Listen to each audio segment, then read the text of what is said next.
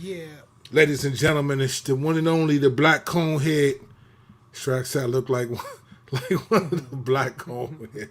Some of these people don't even probably know who the cone heads are, man. Nah, they're not even hip to the cone heads. Yeah, you wouldn't even know about it. But this is the dread man, the Rasta. So I'm gonna pull that joint up a little bit more just so y'all can see. You know what I'm saying? But we are here, ladies and gentlemen. You know what I'm saying? It's good to be back again. Good to be able to conversate with you all. Yes. Whatever that is, you know what I'm saying? You know, we here to be back to the grill again. The grill again. Back to the grill again. The grill again. Ladies and gentlemen, we cross-examine. We talk rap. We talk life. We talk social media. We talk Christ. We talk everything and got proof. Because we're cross-examine. And you can't handle the truth. All the yelling and all of that. All of that, man. We just do that, man. We just do what we do. You know what I'm saying? You can't handle the truth, you know?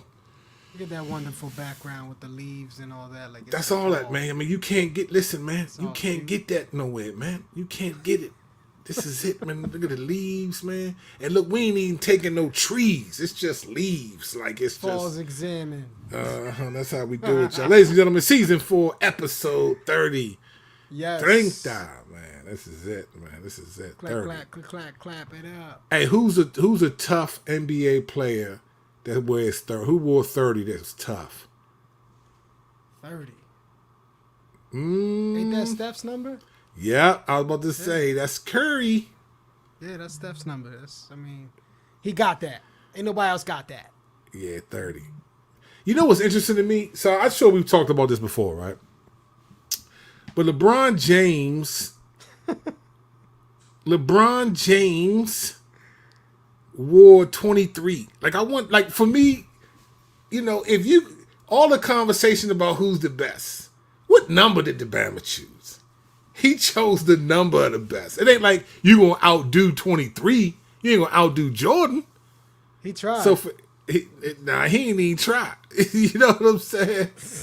He was given that. He ain't even get enough effort to try. Slim, you can't go to 3 different teams and yeah, it may be cool to win a chip, but it wasn't like you went to a team and won a chip. You went to a team, brought in another player, the best player from another team, so y'all was 3-headed. Like Jordan stayed put. Even Curry stayed put, man. I'll give him his credit. He stayed put. Golden State was slumming. About that. I ain't saying nothing about that right now because it seemed like the Sixers trying to do just that. So we just gonna leave that alone because if we get the chip, I don't care if they bring in a third, whatever. No. I mean, and this is the thing, man. In this aura, right? In this day and age, people don't care anymore.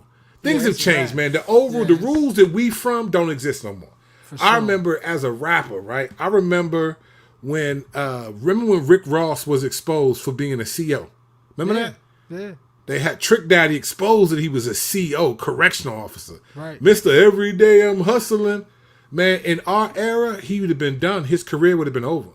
And nobody cared. Nobody cared. He was still making music. This man has got Buffalo Wild Wings and all wing stops and all that, man. Nobody cares, man. Nobody cares. Nobody cares. Even 6ix9ine, Snitched Like Crazy came out and still did a little bit after that. So nobody cares. The code is gone. He's making noise. Like he's actually out there arguing with dudes how he's legitimate even though he's a snitch. Because he's legitimate hood.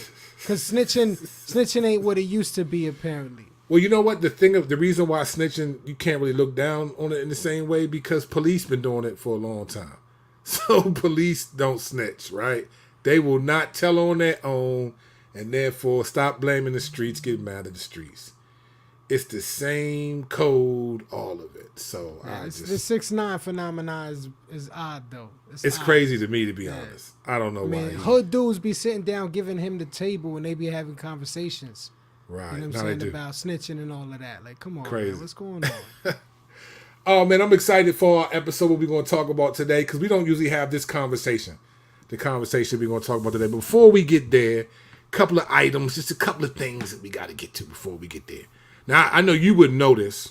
Have you been watching any of the NBA Summer League? Any of it? Have you peeped any of it?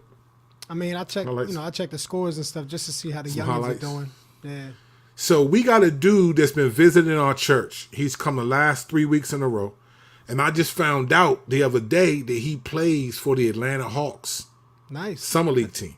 So he just left because he had to go to Las Vegas. That's what like the Summer League is. And there's one in California and then there's one in Las Vegas. So this dude, I want you to be looking at, his name is Anthony DeRuggi. He played it from the Florida Gators. So I looked at some of his highlights on YouTube because I hadn't really heard him. He was dunking on Babs. He was hurting them. He got a highlight where he gave him the ball. He came down the lane.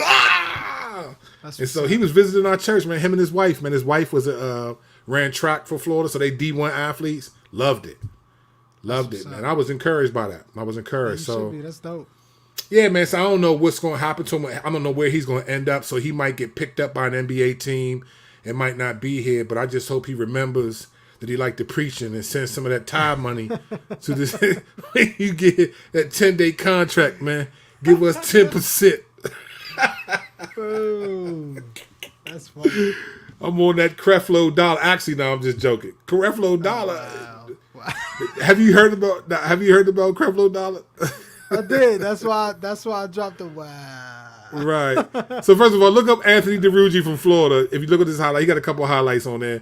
I don't think he was a star because he didn't get drafted, but I know he's trying. It was cool to meet somebody that gets drafted in the league and just because I was like, I don't know how he's providing for his family now. You're playing at that level, you're something. You're something. Because that's it's no. Not easy I mean, when I saw his highlight. Level. Because look, so him and his brother, so the connection is his brother's a member of our church. His brother's tall, they 6'4", 6'5". So when he came in, I was like, that he looks like. So then I was jokingly calling them the Antetokounmpo boys. I was just joking around calling them that. Didn't even know his brother played basketball. They just kept it on the humble, but man, that dude got some. He be yamming on them. So that's what's up. So I'm hoping, man, he plays for the Hawks and he gets picked up. If not, maybe the Wizards will pick him up on their. The G League. Because it seems what a lot of players do, they play Summer League, and then they go to the G League. They get invited to the G League, and then from the G League, you can work your way up to the NBA. Or you might just stay at G League, but you make some decent money. I mean, if playing basketball is what you want to do, and you can make, a couple, I don't know how much you make in the G League, but I'm saying you probably get, regular jobs, 70, 80,000, 100,000 a year, like playing basketball. If you shine a little bit, you might get a year contract, 2-year contract, in the league. And they might keep you in the G League, but you be getting contract money though. Right, yeah. Or they do them, I forgot what they call it, like not step up contract. It's some kind of contract. Two-way contract? Yeah, two-way. Yeah, right. So you playing in the G League, but they might just bring you up for a couple of games. Some dudes get injured, you come in, you might get your thing off. And I mean, he was yamming on dudes. So I'm glad for him. So Anthony DeRuggi, man, cool dude, good brother, all that. All right, let's go to this. I'll listen, man. So I've watched a lot of different videos. One, I've watched the homie Ruslan's video. Shouts to Ruslan, the homie Ruslan. Watched his video and a couple others. And people seem to be flipping out that Creflo Dollar says basically I'm repenting of the tithing element, right? That he's saying that all this teaching and training that he just taught the tithe existed and it didn't. So before I say anything else, what's your initial thought about Creflo Dollar saying tithing isn't really for the New Testament believer? What's your thought about him repenting, quote unquote, of that? The proof is in the actions. So yeah. I mean, that's how I looked at it. Remember when Benny Hinn did the whole thing where he was repenting of his teaching, prosperity stuff and all that? And even then, it was like, the proof is in the actions. Let's see how they respond to this. Let's see how they act and if it's in accordance with repentance or not. You know what I'm saying? That's pretty much it. So some people have thrown around the idea of him, giving back money. I mean, how much money did they make? You know what I'm saying? Off of this tithing and this prosperity teaching. How do they handle that? I personally think that they disqualified. I mean, if they was teaching wrongly that long about finances and deceiving people, and now all of a sudden they realized it, I mean, they disqualified, man. They should not be pastoring anyway because their stuff is jacked up, period. But especially now if they're acknowledging it, then they should step down. That's where I'm at with it. I know that might seem kind of harsh for some people, but yeah.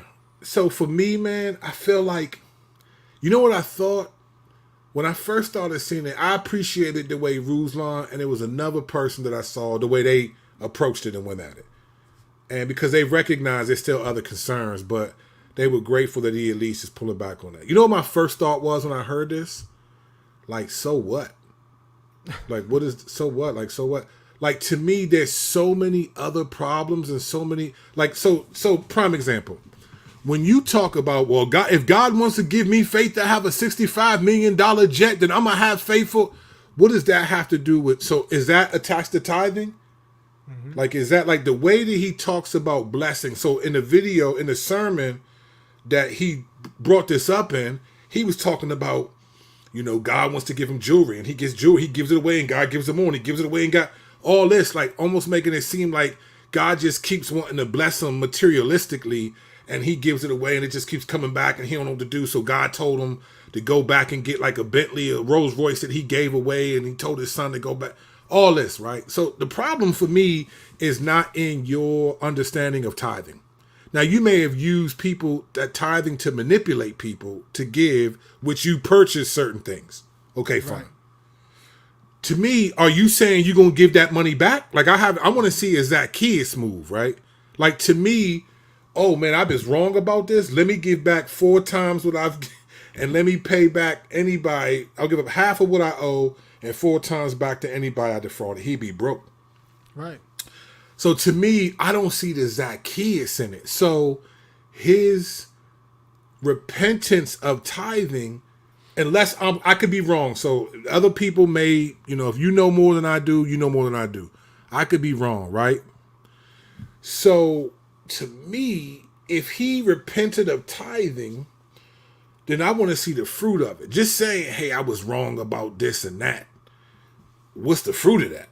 Right. To me, there's no, if I say, hey, man, I want to repent for, you know, punching this dude in the face. But then but the consequences of punching, I ain't paying for his surgery. I ain't paying for nothing else. I don't know what that means. Right. So just saying you ask for forgiveness of the action, to me, I don't know, where's Zacchaeus? I want to see Zacchaeus. Like, what I love about Zacchaeus is he was up in the tree. Jesus says, Zacchaeus, come down. I want to stay at your house tonight. And he's just being in the presence of the Lord. This dude was like, man, I'm going to give up half of what I owe and pay back 4 times as much as anybody defrauded. He said, man, salvation has come to this man's house. I want to see that. Right. Like Creflo hit people with an Oprah and like, you get a million and you get money right, and you get a car. And I want to see that, my dude. You know that's the thing. The thing is, Zacchaeus understood that what he had just encountered was a way greater treasure than what he was stealing. You know what I'm saying? Like you can't handle the truth. Yeah, I mean that's what he just realized. Like, yo, this is the pearl of great price. This is the God of all creation. I need him. Forget everything else. You know, 100%. I'll give up whatever else I had. So that's where you have to ask, like, when these encounters happen on TV. I mean, on YouTube or what, you know, because they have like super dope multimedia setups in these churches. You know what I'm saying? So when they happen, it's like, man, how set up was this really? Because you obviously plan to do this in front of your thousands and hundreds of thousands followers to say that you were sorry about tithing, but yet you're still going to continue to reap the benefits from all of that tithing on a daily basis. I mean, that's my point. Like, to me, if you do that and you build a platform based on that teaching, right? If you build a platform based on that teaching, then you need to show consequences that you impose on yourself because you benefited from that teaching. Right. So if that happens, I'm A1. But just saying you repented that, you was wrong on that, the people have in their mind embedded what you've already taught. So they still, because once you say, hey, I was wrong about that, but God keeps wanting to bless me. He wants to give me a Rolls Royce. He wants on the real, you might actually ignite them to want to give more by doing that. 100%. And that's what I was about to say. For me, my red flag and I don't even drink Red Bull, but I got a red flag. My red flag is that could be a hustle for people to be like, wow, look how humble he is. He just wants so if I give him stuff, he just gonna give it away. Man, listen, the only people that give it away is what's that band? Give it away, give it away, give it away. Hot Chili Peppers. Flea in them. Give it away, give it away. They the only ones giving it away. I don't want to hear none of that, man. So shouts to my Red Hot Chili Peppers fans around here. Yeah. What was it? Anthony? What was it? The lead singer Anthony something. Anthony Kokolakis or something. Well, I don't forgot his name was. There's Anthony and Flea. Give it away, give it away, give it away. I'm telling you, I got some white boy in me. Don't get it twisted. Don't let the smooth taste fool you, baby. They used to do their thing. All right, so interesting. I personally think people are celebrating it a little too much. I think we're so confused right now as a culture that like anything that looks like a good thing, hey, let's celebrate it. And it's like, man, we don't even know what this is. So anyway. All right, so my wife took my 3 boys to go see Buzz Lightyear yesterday. Sue me, shoot me, get mad at me. Bad leadership on my part. We supported Disney. We probably lost a subscriber or 2. See y'all. It was fun. Thanks for hanging out for as long as you did. So my family went to go see it. I asked my wife about it. She said, babe, it wasn't that big of a deal. People were blowing it up a little bit out of proportion. She said it was a little blip. It wasn't that serious of the movie, like the LGBT agenda, so to speak. She was like, man, that joint is. Now, granted, our kids are older, right? So they're 14, 13, and almost 11. So we already have conversations. They hip. They know what's up. If my kids were like 4, you know, if they were like your grandbabies, right? You might be like, I got to talk to Leilani and explain and make sure she knows, you know. You might feel some type of way. Our kids is older. They hip. They not tripping. But my wife said it wasn't that big of a deal and all of that. So yes, I'm sorry. As what you heard last episode, with all the companies that don't agree with Christ that you got to consider, we still are hanging with Disney because we like some of the shows and movies. And as long as unless Marvel does something really crazy, I'm not going anywhere. So speaking of Marvel, ladies and gentlemen, it's the night I've been waiting for. It is Thor Love and Thunder Eve. Now listen, I bang with all the Thor movies. So me and my boys can't wait. Tomorrow, we do what we do. We going to show up at the theaters. I'm going to get the popcorn with the butter. And you get it halfway filled up. And then you put butter in that. Then you give it back and they put more popcorn on top. You get butter on that. You get the cherry icy. We get our things and we going to sit down and watch Thor, Love and Thunder. And I'm excited. I don't care if it's Disney, Wisney, or Pisney. I'm going to watch that joint tomorrow, man. It looks like a good joint.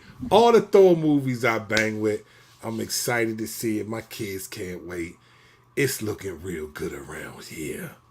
So if you don't support Disney, and I do, and we can't be friends, I'm sorry. As for me and my house, we watching the Marvel films. So that's just how we get down. This is how we doing it, baby. That's how we doing it, baby. So what you think? You watching that joint? Do you bang with you a Marvel dude though? You bang with Marvel? Yeah, no, I like Marvel joints. I think Thor for me has been kind of cheesy, so I really ain't been. Really? I'm not too excited for it. Yeah, I'm gonna check it out though. I'm definitely gonna watch it. Which joint you thought was cheesy? I just think Thor's as a whole, all the Thors have been kind of cheesy, man. Really? Especially part 2. Like the first one, I thought was the best one, and then after that, it was just like they got the goblins chasing them like Power Rangers, you know what I'm saying? Like it's just too much cornball stuff. Yeah, part 2 I wasn't that crazy about, but Thor Ragnarok with Hulk? Yeah, it was alright. I thought it was too comedic. Yeah, I can see why you would say that. Yeah. You the Wolverine, so you want that. Come on. Yeah, so I thought it was a little too comedic, man. I thought it was a little too corny. So. I'm looking for it. I think it'll crack up. But that's what I like that about Thor and Guardians of the Galaxy. They both have a comedic element that makes you feel like, all right, this is fantasy, but I can enter in. So yeah, I'm looking forward to seeing it. I'm definitely gonna watch it when it comes out. I'm gonna definitely watch it. We'll be there tomorrow. We watch some joints every time they come on the day. If we weren't doing the show tonight, we would be right there right now, popcorned out. So, but we here. All right, moving on to something a little bit more serious. As everyone knows, a couple of days ago, there was a shooting in Chicago, just north of Chicago in Highland Park, and it's a tragedy again.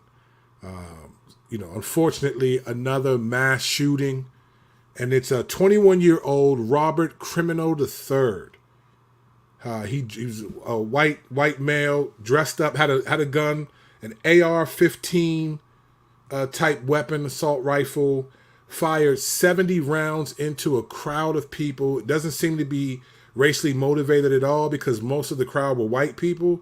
So Highland Park is not like south. It's actually the north, further north than like south side of Chicago where most black people are. He was just bloodthirsty, man. He was just bloodthirsty. I think he just was out for blood, man. And he was up on the roof too. He was shooting from. He was on the roof, shooting from a roof, and then he dressed as a woman to get away. And typical of today's, Generation Z. Typical of Generation Z, the dude was driving his mother's car. Can you believe that? This dude went. Now think about. This isn't funny, right? So I'm not trying to make light of it, but there's some things that are just so absurd. You gotta be like, what in the world's going on? So imagine this. You're 21 years old. You've been plotting for weeks, right? Plotting for weeks to go to this parade and shoot and kill people. So right now he's killed. He's charged with 7 counts of murder, and there are at least 30 people wounded thus far. And the tolls keep rising every couple of days. It could be more people. It's insane. Insane. You plan all of this, right? You got all this evil and you just raging. You're gonna show up and kill these folks. And then you dressed up as a woman. So you taking the trans community vibe. You dress up as a woman, hide your tattoos, all of that, walk through, and then you get pulled over. I'm still not quite sure how they knew it was him, but they recognized you were in your mom's car, fam. Like you did all that stuff and you driving your mom's car. Like you would think some people still have respect for their mothers. Like that's your mother's car. At least borrow your buddy's car or something. Like you got your mother's car, you get pulled over in, and it's insane. So here we have another mass shooting. They said that I agree with Karen. This is a great point. So many of these shootings are way too similar. Mm-hmm. And I got to be honest with you. And this is, one of the saddest things about this shooting for me personally. This is for me personally. One of the saddest things about this shooting for me is when I heard it was in Chicago. You know what I thought? I just thought, I hope he's not black. Because I'm so tired of the racial blame, Oh, black person does this, and then you got all these people pulling up black on black crime stats and see what happens and all this. As a matter of fact, to prove my point, I want you to hear something, all right? This is to prove my point. This is why, sadly, I was like, I'm glad this dude isn't black. I want to play. So this is what Bill O'Reilly said, all right? Bill O'Reilly was flipping out on Twitter after this. Listen to what he says here. You're not going to stop loons, and you won't stop crime, drug gangs, because they're minority gangs. That's why you won't stop them. You phony. You aid and abet this murder in Chicago every blanking day. You. Don't be sanctimonious with me. So let me tell you what's going on. So Bill O'Reilly is angry at the governor. He's talking to governor. It says, this is what the caption says. Bill O'Reilly loses his mind after Illinois Governor Pritzker's press conference in Highland Park after the shooting, right?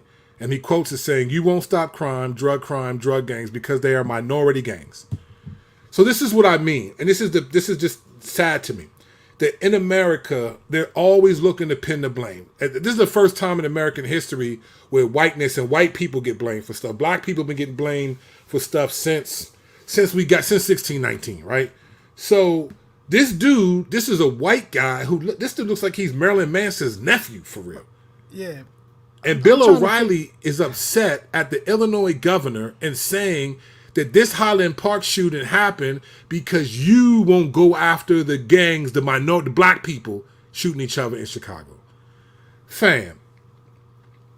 That's what he was speaking about? That's what he was angry about. That's what he's angry about. But why? I mean, who listens to Bill O'Reilly? There's quite a few people that do. You know, I thought that dude lost his voice a while back. Then he had some kind of controversy that took him off the map. Like exactly. That's what I mean. Like the lack of self-awareness among people who are in the community, who are known. They're just a lack of self. You just had a sex scandal recently where some women was paid to like hush money, and it's like, and so like now here you are self-righteously judging these for like. So, but again, it goes back to, this is where we're at in the culture. It's just like, it's blame shifting, right? It's just, let's blame these people, even if they're not directly involved in it. So don't get mad when black people or other people blame you, Bill O'Reilly, as a white man for stuff that you didn't do because you're pointing the blame. This is just, it's so stupid at this point. Like the culture is so, God is not the author of confusion, but Satan right now is the best-selling author of that joint. This dude has just got even people who profess to be believers just is madly mental confused. health. So just getting back to what the shooting is, mental health still what they're saying is causing this stuff? Like, are they asking why? Are they asking why still, or is it just mental health is the thing? I think so when you're black, it's cultural. And when you're black, it's always cultural. It's the music, it's the culture, the neighborhood. It's always your cultural, genetic. Your character. Yeah. When you're white, it's something happened to you. It's mental health. It's all so it's, again, just the hypocrisy of it. Like honestly, to be honest, and I don't use these type of statements because I think you can't really prove them. They're not true. But like some people were putting on Twitter like, okay, this guy got shot 50 times by police, but this dude who killed people, the white people always get taken into custody. The black people always get killed because police fear for their safety. This dude, Dylan Roof walked into a church and killed 9 people and then got handcuffed, taken out, and then said he was hungry and they went to Burger King for the dude. Yeah, that's still wild to me. That's still wild to me. The dude in Buffalo, white dude. Like, black people be getting killed for like, hey, man, you jump too quick in the car and you get shot up. It's like, so that type of stuff is just to perpetuate systemic attitudes. But to the point of this, mental health is always given to non-minorities, right? Mental health is always used to describe the sins of the majority culture, pretty much. Even the terms, like, think about the terms of like white collar crimes. What does that mean? White people commit these crimes that are somewhat minor compared to, okay, I understand. White collar crimes though. Black people don't get charged with white collar crimes even when they are. White collar crimes is a term given to white people to minimize the significance. So a white collar crime would be like embezzlement in Wall Street. So even though you may have destroyed people's 401ks, like the Bama from Bernie Madoff, he made off with millions of dollars before he was captured. You destroy people's lives, and those would be like white collar crimes. But then you'll highlight like this black dude killed someone in this neighborhood. So to me, I was just glad that he wasn't black, because then it's another thing. But then I saw the Bill O'Reilly and I was like, man, you just can't win for losing. Bill O'Reilly, where's his dad at? This is the thing. Where's this dude? How come nobody's talking about his dad and his parenting? Why is it only when black people do something is where their dads, all this stuff? That's the stuff that's just like, all right, we're not using balance scales around here. I think his dad actually helped him get the gun. Exactly. That's what I'm saying. Like, why don't you say something about his dad? You know? Knowing, and the thing is, they're seeing whether or not he should be held accountable. Yeah, because I saw that. He knew that the son had issues. Like he knew he was unstable. Suicide. Yeah, there was some instability there. So unstable. So I feel for the families, but you know what? So I said there were 2 things. I didn't say there were 2, but 2 things that were sad to me. One is I felt like, man, I hope he's not black, and I know other black people. That's what. Shouts to Floor. She's gangster with it. Brought her husband some tea. That was the other sad part to me about this is it's happening so much now. I'm just getting desensitized. Right. I'm just getting desensitized to it. Like, yeah, you hear about it and you're not so shocked anymore. You're not so hurt. You're not so grieved. It's more like, okay. I think what happens is we just start thinking about these things philosophically. More because we're trying to figure out what is the cause? Why are these people dealing with this? And then you're thinking about the political end with the guns and how do we handle the gun violence? And, all these things continue to come up that we're totally removed from the fact that, parents have lost their children. Right. Or children have lost their parents. Or brothers have lost their siblings, yeah. And it's across the boardwalk. It's the same thing when it's, a black person, whether he deserved it or not, killed by police. It's always about the personality, the history of the person, and not like, man, a mother lost her son. Yeah. Who cares what you think about George Floyd? Like, he had a daughter. He had a child who's never going to see him again. All this stuff, So, again, and that's the culture we live in, the political polarization of everything. And how you respond to things will put you in the political box. And that's just what's sad about it.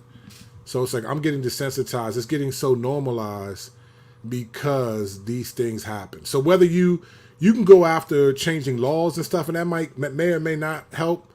I just think even the church, man, we've lost a voice to be able to say what sin is because we don't even identify where Satan is. So we call everything the left or the right or this particular philosophical, political. We use all the same language as the culture and wonder why we can't influence the culture. Because we're not presenting a different story, right? The meta narrative that the culture has is imposed on the church. The church doesn't know how to impose and present the meta narrative that we have in Jesus. Because sadly, many of us have more confidence in the political system than we do in the system of prayer and crying out to God. And so here we are. Once again, nothing's going to really change. People are going to double down on their bitterness, their resentment towards the other political party. And here we are. And the church would be somewhere like, hey, remember Jesus? Like, for what? Y'all don't even remember Jesus. Why should we remember Jesus when you don't? You're just as volatile about politics as we are, So it's fascinating what the Lord is exposing right now. If you really stop and think like, what's happening right now? The Lord is really exposing, not the world, because the world has always been the shallowness of his people, in America at least. And of course, not every Christian, of course, we understand that. But there is a degree of shallowness that's being exposed in the American church. It's just kind of sad, man. It's just like, wow, we've lost more than our prophetic voice. I think we've just lost our connection and our purpose as believers in many ways in terms of what the mission field is and how we're supposed to engage the culture. So I think we stopped believing God's word. Yeah, we did. You know what I'm saying? We stopped believing who he is and who he said he is. Mm-hmm. And who we are. I think, it's funny. It's easier for people to believe that their sins are forgiven when they die than to remember their identity while they live.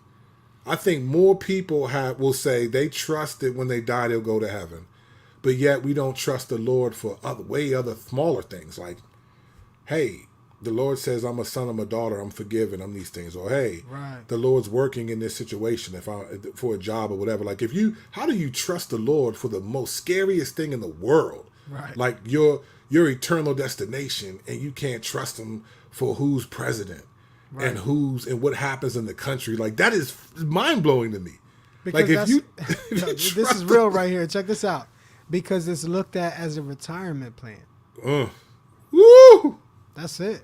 That's how it's viewed. It's like, okay, we got that Jesus 401k. We good over here. You know what I'm saying? Uh-huh. It's fire insurance, right? It's what it is. Pretty much. It's fire insurance, and we don't even realize it. Like, I'm so, this is what I love about Mark 4, right? Mark 4 is one of the best parables because it highlights these 4 different gospel proclamations that hit 4 different types of people, right? You get the people who the devil snatches it up, so they don't even respond to the word. You get the people who respond, it seems like they're believers, but then they wither away when trouble comes because of the word. That's the seed that lands on the rock. Then you get another seed, which I think is, I used to think of these people as people who were not Christians, like outside of it. Now I feel like this other seed is basically where I feel like a lot of people are, where it says the worries and cares and the desire for riches and things choke it out, right? Yeah. So, but and what's funny is it says they become ineffective and unfruitful for the kingdom. Right. Right? So it doesn't say these people aren't believers. It says that they're ineffective and unfruitful. And then the last seed is the seed that bears 30, 60, and 100-fold. So if you take Jesus literally, if it was a parable, but if you take, this is still God talking, right? So he's not just figure of speech in here. Parables are to make a point, right? So if you take that parable and say, let's make it literal, then 4 types of groups of people, there's only 25% of that group of all the people that hear the gospel are going to bear fruit 30, 60, 100-fold. Then within that 25%, only a percentage, only a third of the people are going to bear 100-fold fruit, a third are going to bear 60, and a third are going to bear 30. So you're going to have multiple levels of maturity within that 1 out of 4 group of people that respond to the gospel. Fascinating. Mm-hmm. Fascinating reality when you think about how Jesus says these things. And even though they're parables, I just don't think Jesus is just shooting from the hip, right? I think he's saying stuff that's... So I think like, wow, 25% of people that hear the gospel are going to respond to it and bear fruit. That pleases God. That perseveres to the end. It's fascinating. And you see that continually throughout Scripture. I mean, I preached this past week on Luke 17, 20 through 37, I think it was, and it's obvious there. He says the kingdom of heaven shall not come in ways that shall be observed. Mm-hmm. But my point was he was speaking not to the way that the kingdom of heaven would be presented as much as he was speaking to the inability of those who were watching it, seeing it, to be able to actually observe what was really happening. And then inability. That's the key word. Yeah, and then you go to Isaiah and you see where he blinds them, he keeps them deaf, and then he tells the disciples, "You have the secrets of the kingdom of heaven." Right. When they were asking, "Why are you talking in parables all the time?" Mm-hmm. So because to you it is given. Right. Because to those who have, they'll receive more, and those who think they have, even what they think they have, they're going to lose. And you know what's interesting? If you take that and apply it to the modern American evangelical church that we're seeing, I would take that, and I can't prove this. I'm not saying this is what Scripture teaches, but I'm taking what you said and trying to figure out how do I apply the words of Jesus today. I think a lot of the people that we consider mature, the platform epistemologians that I call them, people with big platforms who are really leading people astray, not away from Christ, like follow another God, but away from the moral commands, the being transformed messianically. So you're offended at other people, you're angry, all that. I think those are the people who are going to be shocked in the end when it's all said and done. Like the damage that they've done, to whom much is given, much is required. So these people with these big platforms, I think some of them are going to realize, ooh, I made a big mistake when you stand before the Lord. Yeah, I mean, I think it's important that we be praying that what we're actually seeing is actually observing what's really occurring.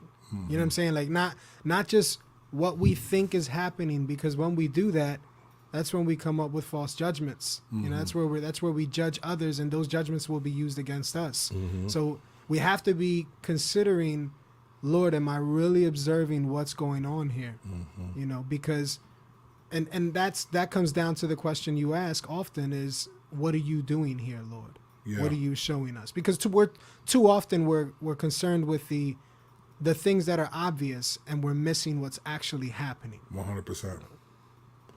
Yeah, I think it's the evil suspicions that I'm concerned about.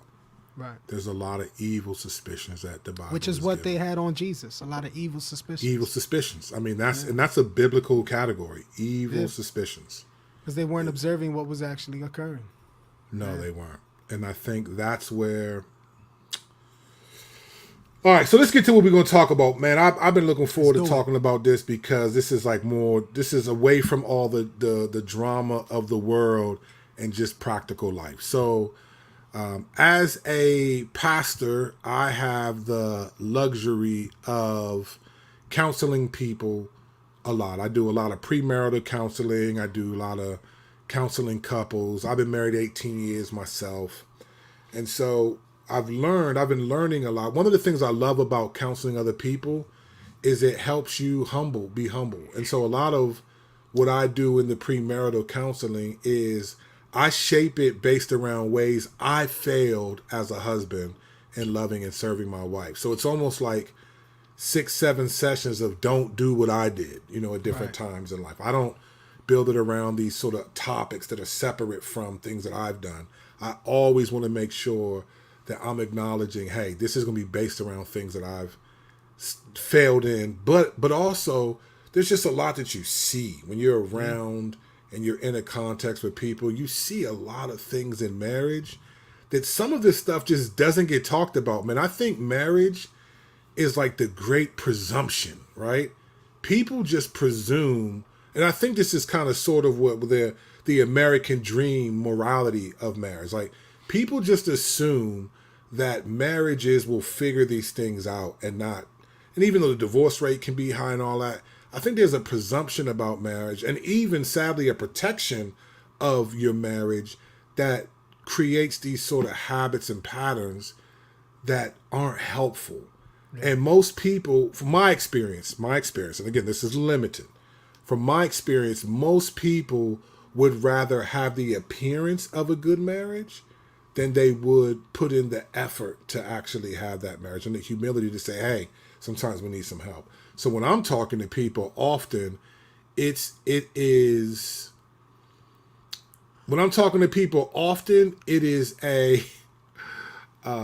it's crisis point. It's at crisis point, right? We're like, dang, if we would have met 6 months ago, it'd be a different counsel. Right. So I wanted to I know you've been married, you've shared before that you've been divorced, and obviously your second marriage has been a gift from the Lord. So I wanted to just spend some time on this particular part of the show, really just the meat of our show, just talking about, man, some of the don'ts that you have seen in marriage. And I want to share some of the things that I've seen, and these will be ways that I failed in my own marriage dynamics. And so I wanted to talk about that because we don't usually have this conversation on the show, even though I know a lot of people that listen to our show are married. We usually don't have conversations about marriage as much. We talk about a lot of politics and stuff. So we did that already. I want to park on that. Just talk about some of the things that you've seen. Like if someone's asking you, you're doing premarital or talking to someone who's young in their marriage, what's some things that you would say like, hey, watch out for this? These are things that happen. There's probably a plethora of lists. But let's just go back and forth and see what you would do. What's some things that you've said and see it in the church and just people, even among believers, that just be married? I mean, the first thing I always say is to men that I think we need to get down packed right away for humility's sake is be the first to repent and be quick to forgive, and to be quick to truly forgive, because if you hold on to stuff, man, it's just not gonna go over well. Yeah. It's not gonna go over well in any relationship, but especially in the relationship that is, the most like living by yourself that you can get. Yeah. You know what I'm saying? Like what I mean by that is she becomes you, you become her truly. Like there's not much they don't know about you and vice versa. Yeah. So when it's that way and you're that close, be quick to forgive and be the first to repent. Yeah. It will go over much better. That's a good word right there. That's a good word. It's hard when you get offended. Oh yeah. When you're offended, especially if you feel like, man, if I ask for forgiveness, and you ever got into a conflict after asking for forgiveness and then your spouse didn't, and you're like, hold on, fam. I mean, you sin too, right? Like, the Lord exposed me one time. Like when I do that, that's just selfish ambition. I'm not really asking for forgiveness. I'm asking for forgiveness so that you also ask for forgiveness. Right. That's selfish ambition. To make it feel better. Right. Or to make me feel like we both doing it. Like because I think a lot of times in marriage, when there's tension, no one wants to feel like a doormat, right? Right. Sometimes Christianity and what Jesus calls us to do makes you feel like, oh man, I don't want this person to they can just keep walking all over me, so to speak, Right. And so you can be like, all right, I'm going to ask for forgiveness, but then you're expecting them to as well. And if they don't, one of the things I'm realizing is, man, it wasn't really me trying to honor the Lord. It was me trying to be first to ask for forgiveness, to appear humble. But when they don't ask for forgiveness, when my spouse does, then I get offended. That proves, oh, okay, this wasn't really about the Lord as much as I thought it was. I'll tell you what. One of the things that definitely helps that though is out loving their humility. You know what I'm saying? Like if you can out love, you know, because say for example, you know, you're beefing and there's this blow up, and then you walk away, and one says I'm sorry, the other one doesn't. There's like this weird tension. But if the person who apologizes is already have a practice of loving and caring and serving in an outstanding way, then that kind of puts some income in your bank. You know what I'm saying? Like for later situations, it really does. Like it really helps because the Lord uses those things for conviction in your marriage. I mean, it's just a reality. You know, memory is used in good ways by the Lord. It can be, yeah, 100%. Yeah, So one thing I tell people that I've seen this a lot, what I'm about to say, I say this in all the couples in premarital. A lot of it was because of a dynamic that was created in my marriage. I failed to love my wife in this. And so I always tell people this, but I find that a lot of the counseling I do to couples, married couples, is because of stuff like this. So here's the principle, and then I'll explain why I say this. When you sense something's wrong with your spouse, right? And your spouse says to you, hey, is something wrong? And you say, no, nothing's wrong. And you might be thinking, I just don't want to have a conflict. I don't want to bring this up right now. I'm still working through it. Maybe it's me.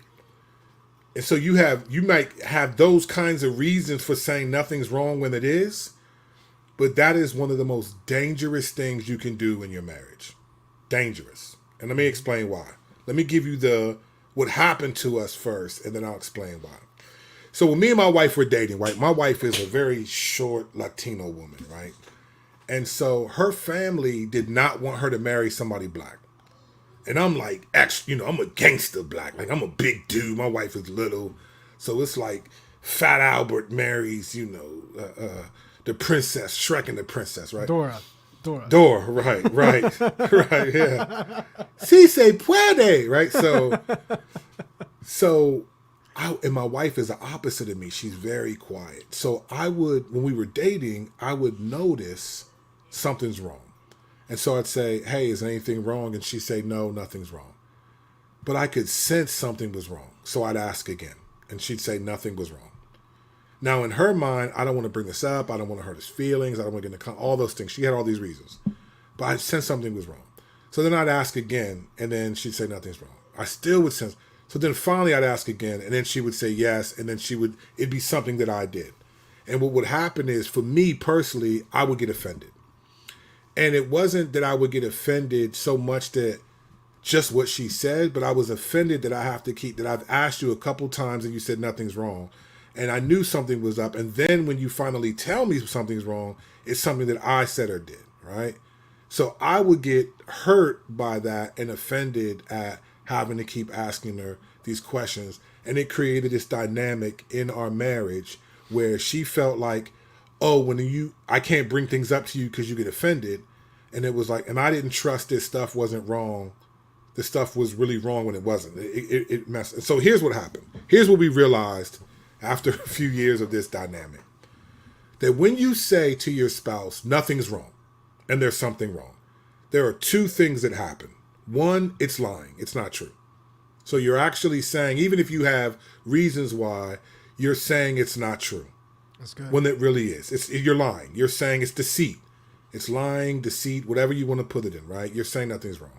That's one thing, but that's not even the worst thing.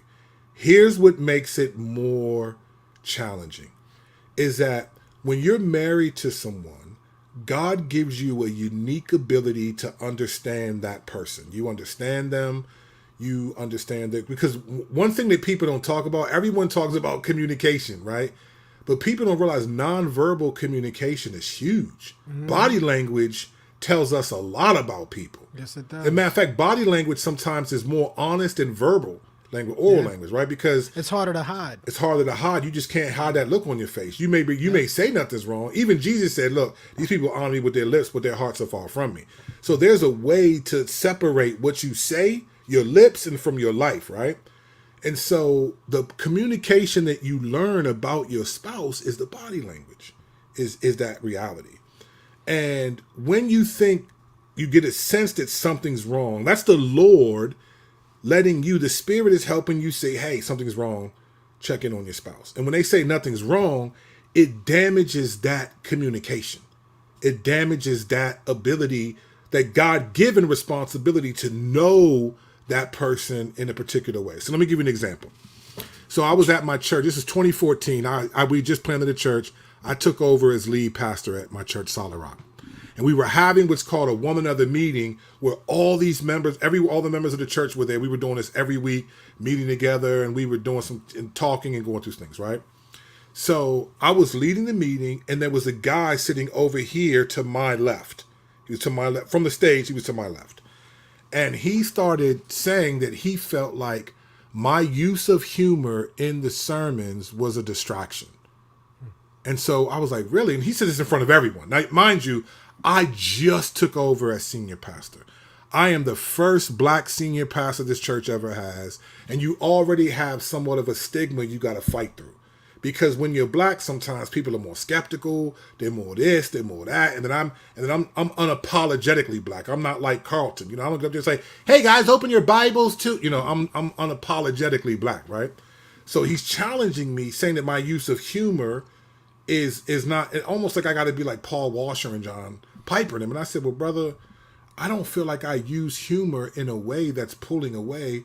I add to the story. I'm kind of an intense speaker, and so I use humor to kind of help people relax and understand the points. In the same way that Jesus would use a parable, a story, instead of just teaching the law, I use humor to sort of break the tension and things like that, or the intensity I might be speaking in. So I didn't agree with him, and I just said, well, brother, I appreciate that, but I respectfully disagree. All right. Afterwards, a bunch of people came up to me, right? A bunch of people came up to me and said, oh man, Pastor Curt, man, I was angry for you, man. I was upset, but you did such a good job in your demeanor, and you weren't even upset. Like, I don't know how you did it, right? So there's like 8 people around me. So my wife walks up, and she says, babe, I'm so proud of you. I knew you were angry. And they looked at her like, really? And she was like, oh yeah. She was like, man, I was like, Lord, please help him. I knew you were angry. And they thought, oh, Curt, it was like effortless for you. They didn't realize, because my wife knows me. She knows that as I'm leaning forward and I'm hunching my shoulders and I'm looking down, listening and looking up at him and kind of processing what she knows, I'm fighting back anger that this dude is saying this in front of everyone. She also knows that 3.5 weeks earlier, I took that guy to dinner and asked him, does he have any issue with me and humor in the way that I've been? And he said, absolutely not, Pastor Curt. The Lord has shown me that it's all me. You're doing a great job. It's all me. I asked this dude, I lied to you not, 25 different times. Are you sure there's no issue? 3 weeks later, he's challenging me in front of the whole church. I was fighting back, being like, bro, I just took you to dinner 3 weeks ago and asked you this, and you didn't say any of this then. So my wife knew that. She knew what other people didn't know, is that my body language and stuff. So when you say there's nothing wrong with when your spouse says there's anything wrong and you say no, you're damaging the ability to understand the God-given responsibility to be able to understand your spouse's body language and that kind of communication. And then what it does, and what it did for us, sadly, was it affected the trust in our relationship. So I didn't trust that my wife was telling me the truth, and she didn't trust that I wouldn't get angry when she brought it up. And I wasn't just angry when you corrected me, but the fact that you keep lying to me and all this stuff. So because what I'm saying is something wrong, I don't want there to be a problem between us. So now I'm a little bit anxious because I'm sensing something, and I don't like to be anxious, so that I push back against anxiety with anger. But, all that stuff, I'm hurt, I'll get angry. And that created a dangerous dynamic. So I always tell believers, listen, if there's something wrong, don't say nothing is wrong. Just say, yes, something is wrong, but I don't want to talk about it right now. Now, for me, all I want to know is what the issue is.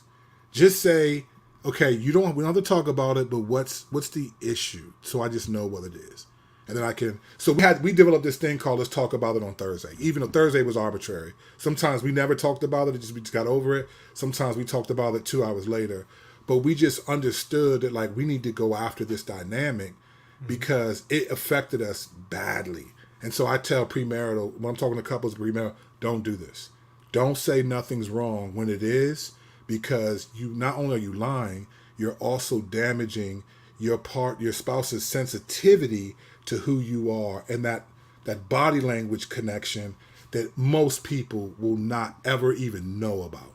That's good. That's good. I'm glad you said that you used that terminology about damaging the body communication, because you can damage like the way that they view the body communication, because they'll either over examine, or even sometimes they'll come to conclusions that are completely wrong.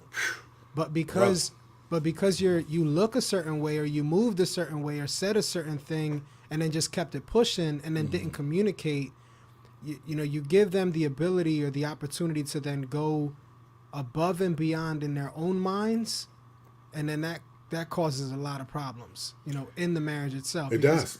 Now you're actually giving them the ability to sin. You know what I'm saying? You're giving them a leash almost to go ahead and sin, because they're going to be thinking things that are not true. They're going to be getting anxious and worked up, and you just don't want to set them up in that way. Bro, there was so much fallout in our marriage for that, which I agree with you, bro. You're right. You're spot on. You're spot on. Yeah, there was so much fallout. You have to think about communication and how it's received from the other person. You have to think about what's being received there and what's being said and how it's being brought into their minds, because that plays out in everything. I mean, and you can't abuse that. You can't use, like, let me say, for example, what you said. Yeah, you know what? Something is wrong, but I don't want to talk about it yet. Don't hold that over their heads for a week. You know what I'm saying? Yeah, like, don't just walk around with this weapon that you have of something's wrong and you told them, and now they got to sit on that until you're ready to talk about it. Right. That's not fair either, man. That's deception. It is. It's manipulation, it's selfish, actually. Right? Yeah. It's selfish. Yeah, and I think, too, what happens is you do that point about you just start misreading signals, man. Because if I sense something's wrong and you tell me nothing's wrong, then I get confused as to what am I understanding about my wife. Right. I get confused. So now when I think something is up, I'll think, you know what? Nah, I'm probably off, because when I asked her before, she said nothing's wrong. And so now I'm not even asking those questions. I'm just misreading the situation. Or I get confused. I have no idea how to understand you. So then I'll just judge that you're offended when you're not. I remember one time my wife walked by my office and she just took a deep breath, and I was like, I thought she was mad because I didn't put the dishes away or something. So I just said it like it was true, and she was like, "Babe, I wasn't even thinking about that." Right. And so what And so what happens is you end up coming off judgmental, but a lot of it is just, you know what? We created a dynamic in our marriage that we didn't understand this was happening, but we lost how to understand each other. Right. Because even though you might have been like, I don't want to hurt his feelings or hurt her feelings, whatever, you said nothing was wrong and it was something wrong. And it was something that particular person did. It changes everything, man. All the stuff that falls from it, it'll just create a lack of trust. It seems subtle, but I'm telling you, I do a lot of marital counseling, and some of the foundations that are broken, and when people talk about communication, it's not just what I say, it's what I'm not saying, the body language. I've misread that because there's always begins with subtleties. Subtleties, almost bro. Always. Always, bro. Always. I think it's safe to say that we need to remind ourselves of our commitment, too, on a daily basis. Mm-hmm. I mean, the same way that you would, as David talks about in the Psalms, meditating on the word of the Lord day and night. Why? It's to remember the Lord's faithfulness, to remember, in spite of the sin that you see on a daily basis in your life, the Lord is faithful and continues to love you and keeps you. So strive to be holy as he is holy. Well, we should remind ourselves of our covenant with our wives as well on a daily basis. What did we promise to do for our wives? What did we promise? We gave our lives for the rest of our lives. You know what I'm saying? Like we promised to marry and bury if need be. You know what I'm saying? Like this. So I think if we remind ourselves of that on a daily basis, we'd be able to kind of weed through the subtleties, the minuscule little things, that are, because you just kind of tell yourself and you tell your spouse, like, I remember we had this conversation. Listen, we're going to be together for the rest of our lives. We should have fun. This should be as fun as possible because we're going to have a lot of pressure and a lot of ills from the world and from the outside and from our own bodies. We don't need to give ourselves any more ailments. You know what I'm saying? Yeah. Like we should not be the ones causing problems towards each other. We should be making life as best as possible for each other because we're partners in this thing. You know. Now you're right, and that's where you have to, you have to be able to celebrate and not just tolerate your spouse. Right. That's it. You gotta be able to celebrate and not just tolerate because. That's it. And so with that, I'm going to say one thing that may come off as like, what? That's something you think is a problem? But I think it can be. It doesn't mean this is for every couple, but another thing that I've noticed a lot of, and particularly in counseling couples, is the illusion of I married my best friend. And so let me explain what I mean. I think there is a pressure that married couples feel that their spouse should be their best friend. And it's not a biblical commandment or requirement. It's more an American sort of romantic requirement. So let me explain what I mean. So I've done weddings. I've done tons of weddings. I've done the photography and ceremonies, and I've done just the ceremonies for lots of weddings. And often people will say, I can't believe I'm marrying my best friend and all that. And it sounds cute. It's beautiful. It's like, oh. But the reality is, in that moment, your best friend is the one holding the ring for you. Like, you love this person, but you've known them like a year and a half, 2 years maybe, right? Sometimes shorter than that. The person who's your best friend is the one who's your bridesmaid or your best man. They're the ones that you've known for a long time, typically. Usually, the situation happens, right? But people say that because they feel like they're supposed to see their spouse as their best friend. Now, don't get me wrong. If your spouse becomes your best friend, that's fantastic. I think it's amazing. I'm not talking about if it organically happens, but that is not an inevitable reality that your spouse will be your best friend. And let me explain to you another reason why. Normally, your best friend is someone that you have a lot in common with. You don't get into that many, like my best friends, I don't get in a lot of conflicts with them. Like, I don't have the same commitment to my best friend because it's just a different kind of relationship. My best friend is someone that I've been through a lot with. I can talk. We have our own inside jokes. We have all those things. They have sometimes things in common with me that my wife may not have. Like a lot of people marry opposites. Opposites attract for a reason, right? Paula Abdul, we come together because opposites attract. Y'all don't know about that. Beat your chest if you know about that, Paula Abdul. That's a dope video. That was a dope video, right? So like a lot of people's best friend is usually someone they have a lot in common with. But your spouse is usually someone that's opposite of you. And I think that's intentional because God brings you someone that you bring different things to the table, and it's sort of like plug and socket, right? But the commitment to a best friend is different than the commitment to a spouse. And so a best friend usually has a lot of stuff in common. Y'all enjoy the same stuff, and that's what made you friends. But when you marry a spouse, often they may not have the same things in common. They may not have that, right? So when the pressure is on your spouse to be your best friend, they end up having to be all these different things. And the reality is the Lord never intended marriage to separate you from the rest of the body. So you're supposed to you need other people. The girls sometimes need their time out. The guys need to hang out. My wife doesn't care about sports. So I got season tickets to the Redskins or whatever our team name is now, the Commanders or something. I don't expect my wife San Francisco 49ers is her favorite team. So I know it's terrible leadership on my part. But like we don't have the same interests. And we don't have to because she's my wife. Like she'll ride with me and be there with me, but I don't need my wife to have the same sense of humor that I have. I have other friends that accomplish that. And what I've seen happen in marriages, and again, not every marriage, some marriages, it organically happens and it's fantastic. I'm not talking about, like you might say that about you and Flora. Bang, that's beautiful. I'm not talking about it doesn't happen. I'm talking about the pressure of needing to feel like and have your spouse be your best friend is I don't think it's a biblical category. I think what it does is it puts a lot of pressure on that spouse to be willing to accept things that they don't necessarily need to because because you're just different people. And the Lord may want you to have other relationships that you do those things with. So let me give you a really dumb example that was really important for us. In 2004, I proposed to my fiance that became my wife, and I was going to India. We got engaged on February 7th, 2004. I went to India for a few weeks on February 14th on a mission trip.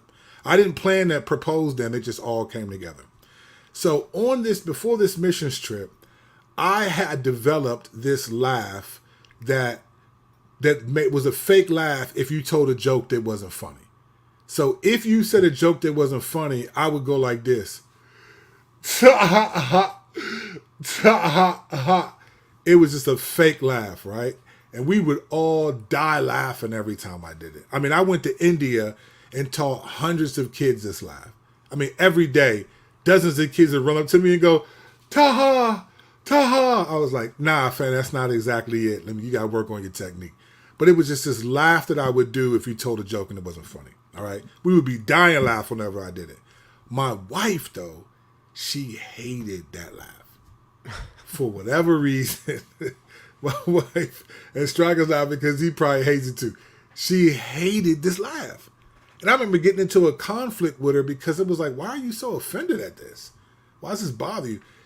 It didn't even matter. Whenever I'd be like, I would do that, right? She hated it. Hated it. But when I was with my friends, we would be dying laughing, crying, right? Whenever I did. And so I enjoyed doing it. So what I had to do was, okay, when I'm around my wife, I'm just not going to do it.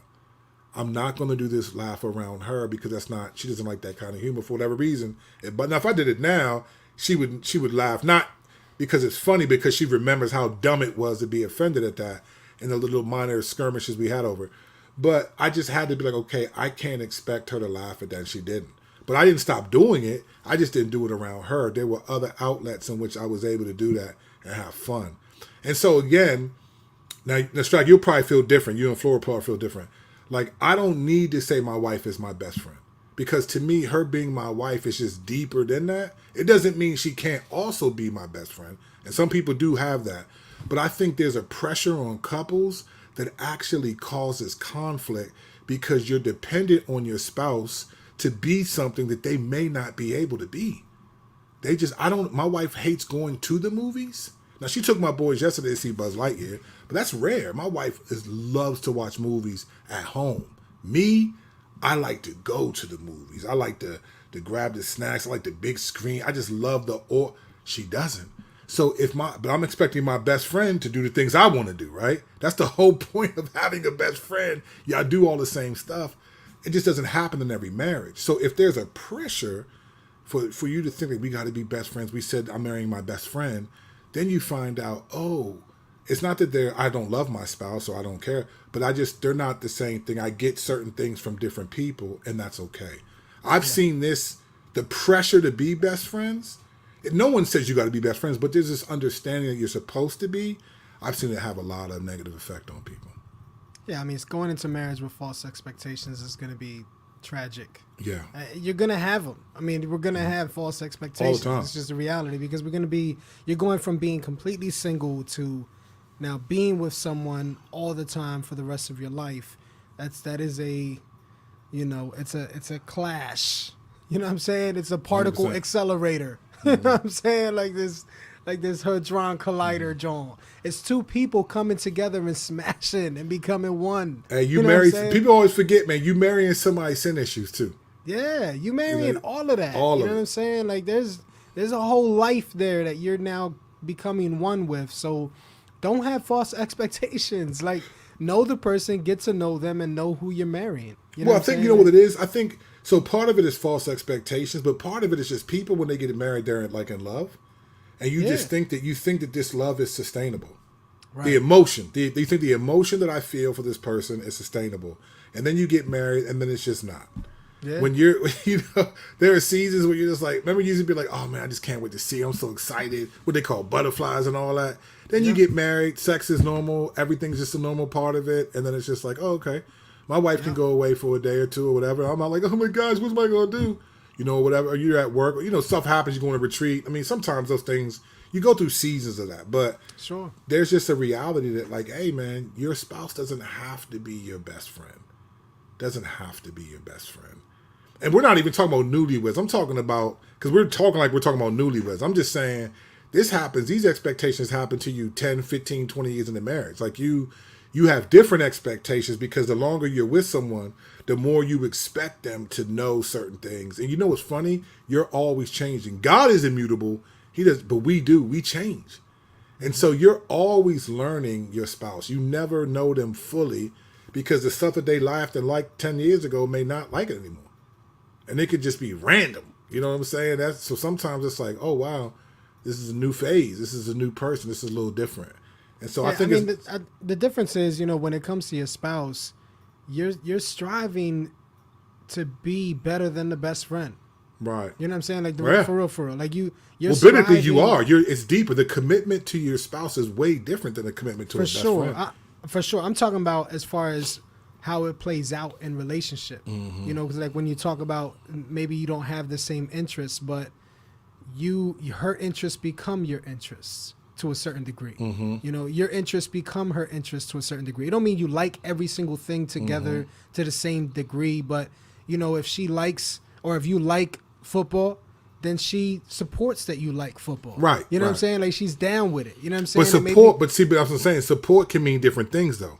It can, but what I'm saying is, like, there's steps that you take to even be a part of that part of their lives as well. Mm-hmm. You know what I'm saying? Like, you want to be a part even of those things. Right. However they might be. Maybe it's dropping them off to or just a release them to do it. Releasing them to a makeup party. You know what I'm saying? Like, they want to go do makeup with females and all. You want to know that her interests make you joyful. You know what I'm saying? Like, like your birthday party, if your spouse ain't having fun at your birthday party, then it shouldn't be a good birthday party. You know what I'm saying? It should be a whack birthday party. Like, your spouse should be having fun. I agree, but unless they being selfish and just mean spirited, but that's you talking about something else now. Now you're talking about you got marital issues. Like, right. I'm talking about from you, what you can handle, what you can deal with, what you're responsible for as an individual. You offended and all this stuff for no reason. I'm dancing at my party. No doubt. Since my party, I grab I want to. You deal grab later, you want to. I guess. Yeah. No, it's just no, it's that ability to be able to do. But I'm telling you, man, these things sound like a lot of couples struggle with this stuff, man.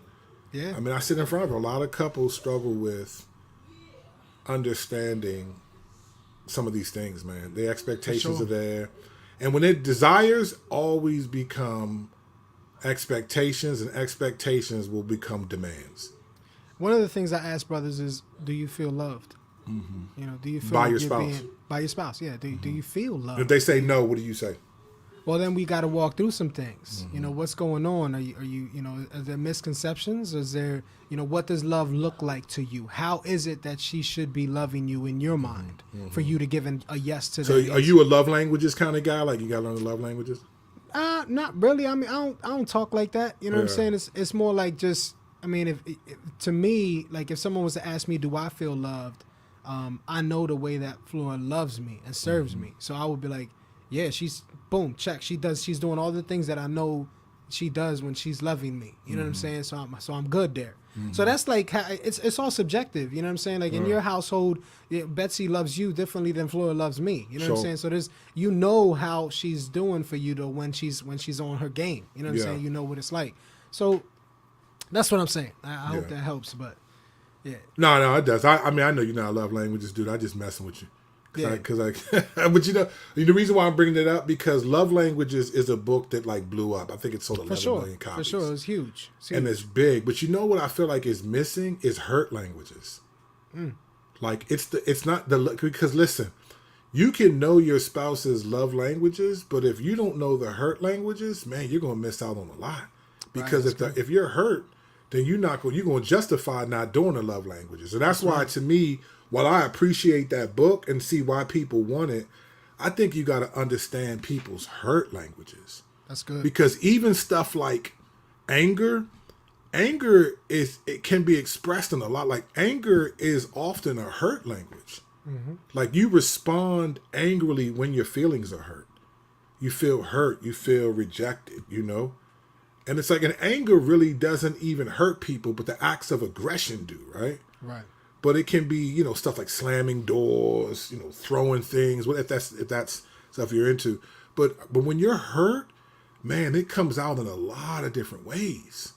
Like I think a lot of times in marriage we ignore the hurt languages because honestly, love languages are a double-edged sword, right? You can use them to serve and try to understand ways that, well, like you said, you know, Flora knows how to love you, right? So she intuitively understands this is what he needs, love languages and so forth.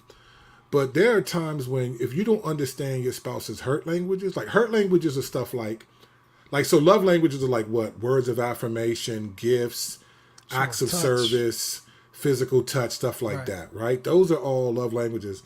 To me, understanding hurt languages is just as important or maybe even more on one level because you got to understand like anger is a hurt language. Yeah. Like yelling, vengeance, bitterness, keeping a record of wrongs, that person is hurt.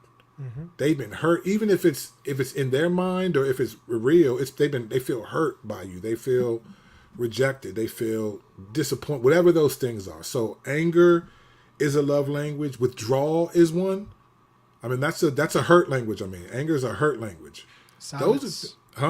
Silence. Yeah, like silence is they're hurt. Like you gotta when you don't know what those things are, you'll be unwilling to do acts of love because you're just hurt. And it's easy to be hurt when you're married because you have expectations. Two, you know, your spouse has different desires, you know, all those things. So withdrawals are sarcasm. Sarcasm, believe it or not, is a hurt language. People will use sarcasm often to hide behind that they're really hurt and offended. That they feel, or to show that they're hurt and offended. Right. That's the way to do it. That's what I'm saying. They'll use it, and instead of saying I'm hurt and offended, it becomes stuff like sarcasm. It becomes this. It becomes all of it. Right. That's a hurt language at times that you got to pay attention to. Complaining and comparing, those are hurt language stuff. Complaining about things like, what are you complaining about? Like the spouse is, you know, feeling some type of way. It might be something you didn't do, or they're comparing you to someone else. That stuff. And then fear. Fear is also a hurt language. We're often afraid of things that have hurt us or that we think will hurt us.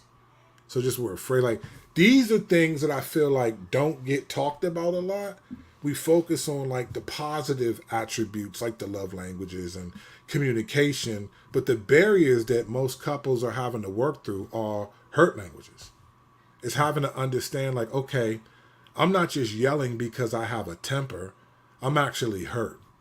You ever seen, there was you probably, I don't know if you saw it was like a Pixar joint about like these Sasquatches, right? These ice Sasquatches or whatever lived up on this mountain.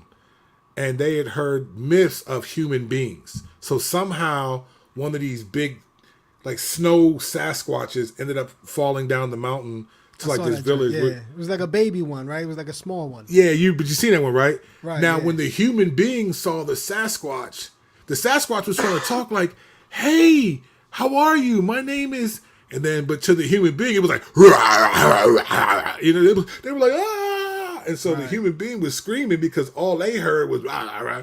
But you understood that the Sasquatch was saying like, "Hey, nice to meet you, man. What's your name?" It can be like that. When you're hurt, it's just like ow, ow, ow, ow. You know, you just can't always. So I think hurt language is just something that I think is woefully understood. And so when you have a lot of hurt languages, when you don't understand them, it's hard to have like redemptive conversations. It's hard to have like redemptive conversations. So now it's true. Instead of like telling me what I did, so that I can grow and you're forgiving me and we're talking through it in a redemptive way.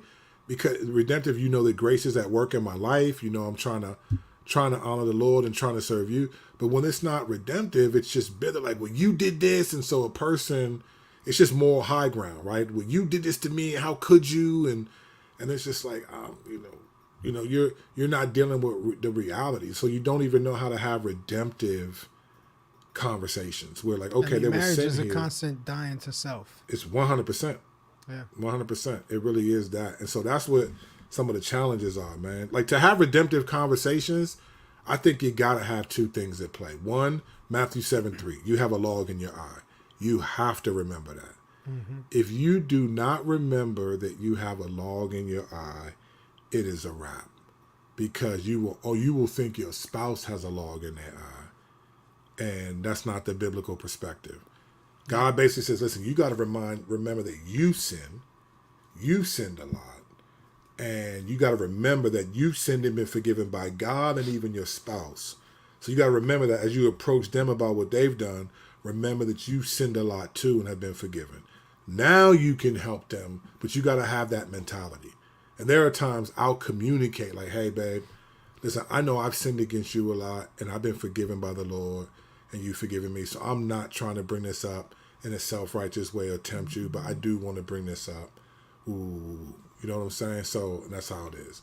That's how you have a redemptive conversation. And I think the second one, which I think is, both of these are really important, but you have to, let me tell you something. If you were married and you're a Christian, James 4 verses 1 and 2 is your lifeline. If you do not use James 4, 1 and 2, particularly in conflicts with your spouse or in any interpersonal relational conflict, I don't care if you're married or not, James 4, 1 and 2 is your lifeline. That joint, let's just peek at that real quick. This one has been the greatest gift for me to help me go after marriage and what's happening here. And here's what James says. I'm reading from the CSB translation. He says this: what is the source of wars and fights among you? Don't they come from your passions that wage war within you?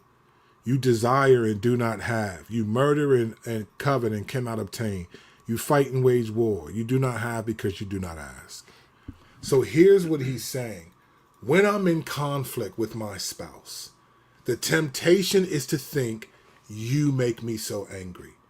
You did this, or you said this, right? What James says is, what's the source of the wars and fights, the conflicts you're having?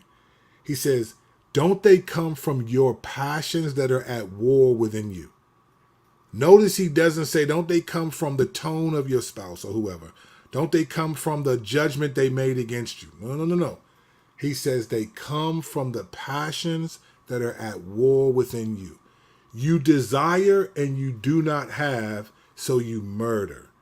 Right? So here, God's perspective is, when I'm at conflict and I'm angry, the problem is I have desires. I have things that I want that I'm not getting. Now, it may be that I want you to talk to me in a certain way, treat me with respect, or it might be that I feel like you're judging me and I don't want to be judged. But my reaction is not simply what you did. It's I have passions that are at war within me. This is a lifeline, because whenever you're angry at anyone else, you can say, okay, what do I desire? What do I want that I'm not getting here? There's something I want I'm not getting. What is it? And that's a way you take the log out of your own eye. You understand that my conflict with this person, my passions are at war within me. This is a gold mine. It spares me from a lot of self-righteous, sinful judgment. Or even if we get in a conflict, I already know, even if she said things that whatever, I know my response is due to the fact that there's something that I want. My desires are at war within me, and I'm not getting something I want, and then I need to spend time thinking about what happened and what did I want in that moment that I wasn't getting. And then I can say, okay, here's where I'm at fault. So whether my wife sees her own sin or not, I see mine. And I can at least say, here, please forgive me. This is what this is the kind of language I use. You know what, babe, please forgive me for being angry. I think I was just wanting to be left alone in that moment. I was tired and I felt like, I just wanted to relax and not really talk about that issue. And you kept bringing it up. And then when you said, well, you just don't want to talk about these things ever, I was offended because I felt like I deserved some recognition and I'm able to put things in my response. It doesn't say she shouldn't have provoked me, whatever, or didn't serve me. It just says my sinful response is my responsibility. My passions and desires are at war within me, and I need to figure out what those were, irrespective of whatever she said and did, or whoever it is, whatever it's a coworker, a child, a friend, even your pet, whatever. It's my passions are at war. James 4 is lifeline. Yeah. That joint is lifeline. And I think we have to use that. Otherwise, you know what we'll do? We'll blame other people. You ever heard someone say, you make me so angry? Yeah. That's basically I'm blaming them. It's not, no. Whatever you desired, you didn't get from them. That's why you're angry. That's why I think it's also important to remember that we're not going to be rewarded in our marriage or judged by the world. In other words, the Lord is watching us. 100%. You know what I'm saying? So, and there's clear standards by which we are to function as husbands and wives in our marriages in Scripture. Mm-hmm. We see it pretty, it's written out pretty clearly. Yeah. So it's good to remind ourselves of that as well. As we interact with each other, how is the Lord seeing my caring for my wife right now? How is the Lord, this self-examination thing is extremely important. You have to self-examine as a husband before the Lord and before your wife. As a wife, though, too, because we're husbands, so we're talking about from husbands. For sure. But wives 100. aren't exempt. Like, they got to do the same thing. When your husband disappoints you, your passions are at war within you. What did you desire? Right. What did you want? Right. What were you expecting that you're not getting? That's the passage. Even Matthew 15, Jesus says, look, out of the overflow of the heart, the mouth speaks. He says it's not the what goes into a person's mouth that makes them unclean. It's what comes out of it. So it's already there. So we're mentioning husbands, but it's really a believer's responsibility to do that, to take the log out of your eye and to think about what passions are at war within me. And then remind yourself, hey, the Lord's watching as an additive to what we're supposed to do. Yeah. That motivation the Lord is watching is huge. I mean, this is also that seems like duh, but I know a lot of couples, man, struggle with this. There are times me and my wife have struggled with this. Slow to speak, quick to listen. You know what I'm saying? I think that text might have just been written for people who are married. You know what I'm saying? Like, I think so. Slow to anger, slow to speak, quick to listen. So James 1? You talking about James 1? Yeah. I mean, any relationship across the board, but man, in the marriage especially, it's key.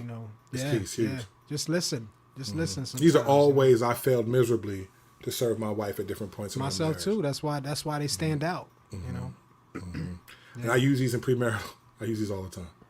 There's so many of these I could bring up right now. There's so many I could say about marriage because it's such a unique thing. And I think, I'm just, it is a lot that I could say. I'm just like, I don't know if I want to keep unloading because there's much to say here. There's a couple different things that I think in just terms of how we relate to our spouses. But I think some of the stuff we're saying now is just key. And we're not saying it because we're better or anything. It's just like, these are ways that we failed and what we're learning as husbands and then as wives. Like, okay, it just takes effort, man. I think a lot of, it takes effort and we have the tools to do it. One of the reasons why I think the love languages is helpful, it can be helpful, but I think, look, I'm getting this.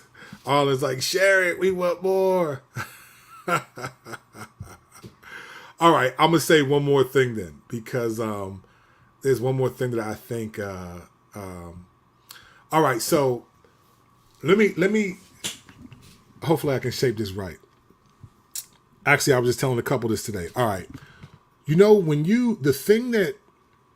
So the Bible is a narrative, right? If you think about the way that God relates to people, it's through, we call it the meta narrative, right? The story of the Bible. If you break down the Bible, I think it's like 70% of it is narrative, is story. And then there's like, maybe 13 or 18% that's like law and just sort of decrees and statutes. And then there's poetry. Then there's like genealogies and different things if you break it down. I'm not talking about history. History is just narrative, so it's not the same thing, all right? Yeah. I'm actually thinking about it, brother. I'm thinking about that Hurt Language book. I'm thinking about that as either a book or definitely some Substack articles, because I think hurt languages, are equally or more important than the love language, to be honest. Love languages are good, but if you're hurt, you ain't doing them love languages. Matter of fact, your hurt is going to find justification for not doing what this person needs. So that hurt language is real. For sure. But the way we relate to God is largely through story. And you think about the Gospels, right? Jesus could have came, and there's just basically all we have recorded is law.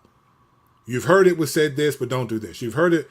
That's what we could have had. That's not what we have. We have narrative, right? Yeah, I mean, I tell people often, I use the simple thing. The Lord took men and told his story through their stories. 100%. 100%. So the reason why I'm saying this, because it's important to understand that your marriage is a story. Mm-hmm. Okay, you're creating a story with your marriage. And let me tell you something. What I'm about to say you may not think is relevant, but I'm telling you. We're the enemy. What Satan attacks is Satan doesn't attack the facts of your story. He attacks the narrative, the interpretation. See, here's the thing. None of us interpret anything neutrally, right?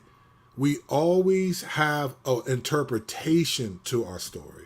There's something that we understand about it. Your marriage is a story, and people often understand that. Oh, we came together. So when you go to a wedding and you see you come in and you sign it and you sign the book and you see the picture and the little one page of how they met. That's the introduction. Chapter 1 is when you get married, right? There's a story that your marriage is creating, and you're developing a narrative together. And what the enemy goes after is the way you interpret that narrative.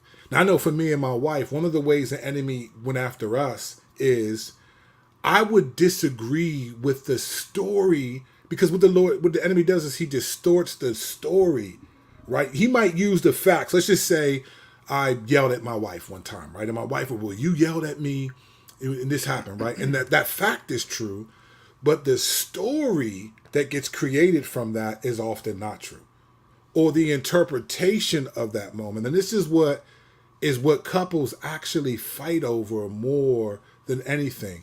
It's we all think we interpret things neutrally or objectively, but we all interpret things differently. You add an interpretation to your story, and that's where people bump heads. Couples bump heads.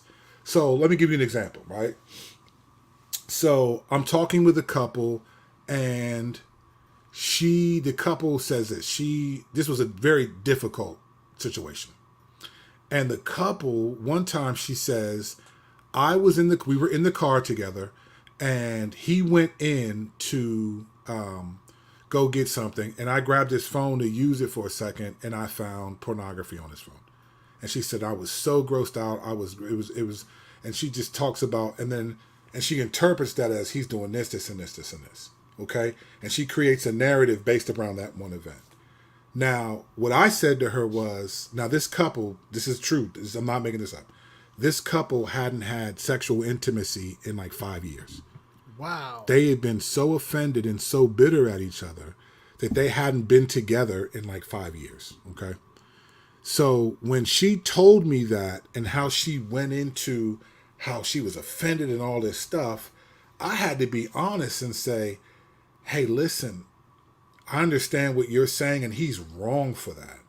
But you haven't been intimate in 5 years. 1 Corinthians 7 says you give the devil a foothold. So in all honesty, there's more than just your interpretation of what you saw on his phone to this story. The greater story is there's a context to why he's doing that. Like in many ways, he's not being fulfilled by you. You're not by him. It doesn't excuse what he did, but these things don't happen out of a vacuum. There's a way you're interpreting this is a little off because you're willfully rejecting him being able to be with you. And so that opens up a door. This is 1 Corinthians 7. You give the devil a foothold. That opens up a door for now him to desire and lust. Like, we're just human beings. Let's not act like that because God's word says it, that we just never go against the grain, right? We're human beings. We're going to sin. We sin all the time. So I had to help her recreate the narrative. The fact is, right, yes, this was on his phone that proved he watched it. That statement is true. But the story she built around it was based on an interpretation that wasn't reality. So I had to correct her and bring her back to, like, it doesn't excuse what he did, but it's not like, dude, you're acting like you guys have this great marriage and then you just saw this on his phone and how could he? It's like you've avoided intimacy with him for years. And then I said this to her and I said, listen, I'm not saying he's right. He was wrong for that. But in all fairness, I'm glad that it was just pornography on his phone. I'm glad that that's all that it was, because the frustration of years of not being able to be with him can lead you to cross way more boundaries than that. And she received it. And I was grateful that she received it. But again, it's the interpretation of your narrative. That's what causes the conflict between people. So let me go ahead. I was just going to say, I think you have to ask yourself as a couple, as a married couple, are you writing the narrative together, or do you have two separate narratives? You know, and if you have two separate narratives, then you got to sit back down and get back on the same page. Mm-hmm. You know what I'm saying? And have the same narrative, because when it's almost like if you were going to be brought into an interrogation room on your marriage and they were going to ask you questions about your marriage, y'all should sound similar. You should sound like you are married, the same marriage. You know what I'm saying? Like, and in a healthy marriage, you should be all about each other in that narrative. You know what I'm saying? Like, in a healthy marriage, but often marriages are not. Yeah. Yeah, so that's more that's what that's what you strive for. Yeah, that's what I'm saying. That's the goal. Right. But what I'm often dealing with is people who are way far away from that. Sure. I gotta untangle a lot of stuff before I can see. Like, I think what you're presenting, bro, is accurate. This is where we should be at. But a lot of times, I can't even bring that stuff up yet. People are way too far away from that. Like, to even, I gotta untangle. Like, okay, first of all, let's create an accurate narrative. What's the story? Like, why are you here? Why am I meeting with you? Right. And I notice that even in my own marriage, it's not that I disagree with the facts. You said this. Okay, yeah. I disagree with the interpretation of those facts. What those facts meant. What my motive was.